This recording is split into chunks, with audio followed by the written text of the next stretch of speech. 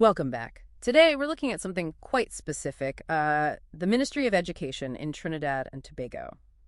There's this massive gap, it seems, between what it's supposed to do, deliver modern, fair education, and, well, the reality on the ground.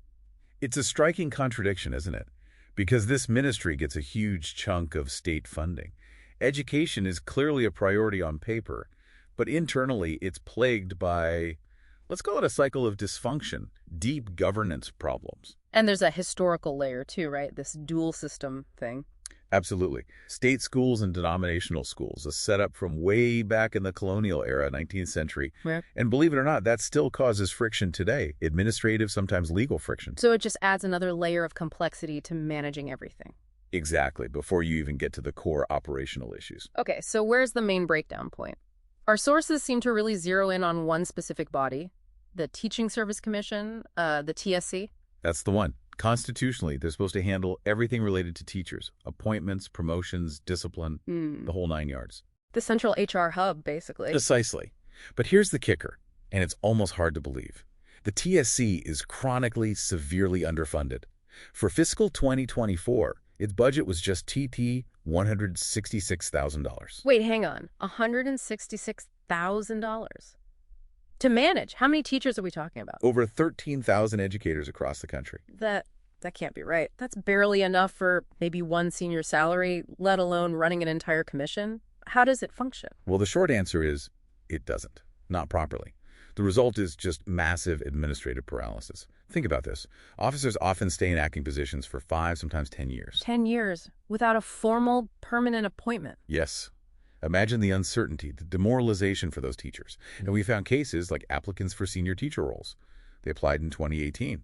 As of 2025, they still hadn't even been interviewed. 7 years waiting for an interview. That's staggering. And when things get this bad administratively, I guess the courts inevitably get pulled in. They absolutely do.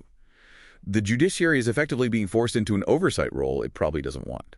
We're seeing a clear pattern in the courts now, finding the state violating teachers' constitutional rights. Like the Cessenarian case in 2025. A landmark one, yes. The High Court found the ministry violated a teacher's right to equal treatment. Why? Because they applied degree requirements inconsistently. Plus, there was an unreasonable delay, 5 years, just to get a formal response. 5 years. And that failure has a real cost, a heavy cost for you, the taxpayer. What was the payout in that case? Nearly $800,000 for loss of earnings, distress, damages. Wow, $800,000. And you mentioned a pattern. Yeah, look at the Sugrimzin case from 2024. Very similar issue. A 7-year delay in interviewing a qualified teacher. The court called it patently unacceptable, the payout there, over $390,000. So between just those two cases, we're already well over $1.1 million in damages. That's right. Paid out because the basic administrative machinery failed.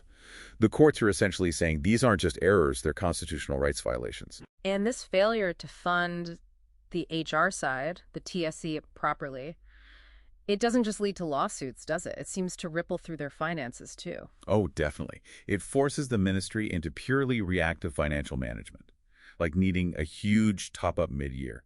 In June 2025, they needed an extra $455 million. Not for new programs, but mostly just to cover basic, predictable things like salaries. So they can't even reliably budget for payroll month to month. That suggests a very fragile system. Extremely fragile, and it directly impacts services students rely on. Like the school buses. I remember hearing something about that. Exactly. Late 2023, the outsourced bus drivers threatened to stop working. Why? Because administrative delays meant they hadn't been paid for 4 months. 4 months without pay, and these are the people getting kids to school safely every day. It shows how internal bureaucracy, simple payment processing failures, can put essential student services at immediate risk. Okay, so let's sort of tie this all together. What's the big picture for our listeners? Well, it seems to be a vicious cycle, really. A causal loop. You start with chronic underfunding of a critical body, the TSC. That tiny budget leads directly to administrative chaos, massive delays, which then leads to demoralized teachers, constitutional rights violations, and these incredibly expensive lawsuits. And meanwhile, basic bills like paying the bus drivers don't get processed on time. Right. It's all interconnected. So the state ends up spending millions on legal damages because it didn't spend, what, maybe a few hundred thousand more to properly fund the TSC in the first place. That's the paradox. Penny-wise, pound foolish on a massive scale. So the provocative thought here, I suppose, is that real change isn't just about more money for schools overall. It's about fixing the fundamental governance structure, maybe even setting legally binding standards like service-level agreements for how quickly HR processes must happen. It could be a way forward. Breaking that cycle of negligence really requires tackling the administrative core, the governance itself. Otherwise, you're just treating symptoms, not the cause.